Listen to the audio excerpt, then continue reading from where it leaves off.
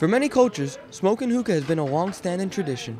I mean, listen, honestly, you go to a coffee shop, by tradition, we just sit down, you like to smoke a nice pipe, relax, drink our tea, drink our coffee, you know, socialize with our friends, and just have a good time, you know. Anastasios Handros runs the Gulf Cafe in Bay Ridge. He says that smoking hookah has been a tradition for many cultures, including his own Greek. Maj Kadir agrees. He was born in Sudan and has been smoking from the pipe since he was 12 years old. It's became a part of my life ever since. You know, coming here every day almost, on maybe 3 times a week, even though school work takes over, but we still find time for it. Kadir says that hookah is huge in Sudan and in many Arabic cultures. I will bet on it that at least out of every 5 families, Arabic families would have a hookah. Even women could do it, all of that. When people from the Middle East immigrated to New York, they brought their hookah pipes with them. But a Brooklyn councilman wants to extinguish the coals in hookah bars.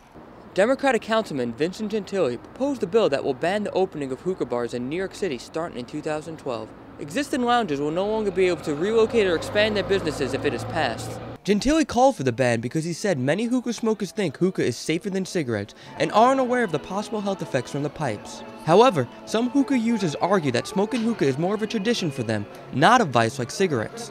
I mean, they're trying to tell us how, you know, they want to close up all the coffee shops, all the hookah spots. I mean, we have to make a living. You know, they can't just shut us down. This has been a tradition for many years. I think for us, it's not so much a cultural issue, and we are respectful of that, but it's also just a health issue.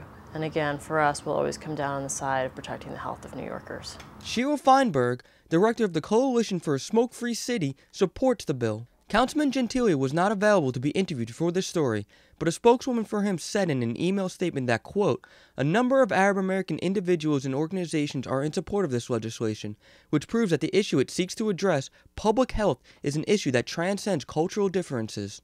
I think there's this prevailing sense that because there's not tobacco, that it's an herbal shisha product, it's organic, that somehow that the health effects, or excuse me, the impacts will dissipate.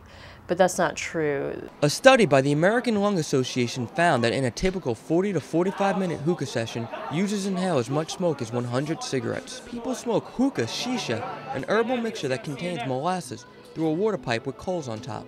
Shisha comes in a variety of flavors, from cherry to cola. But we do know that at its core, what you are inhaling is charcoal.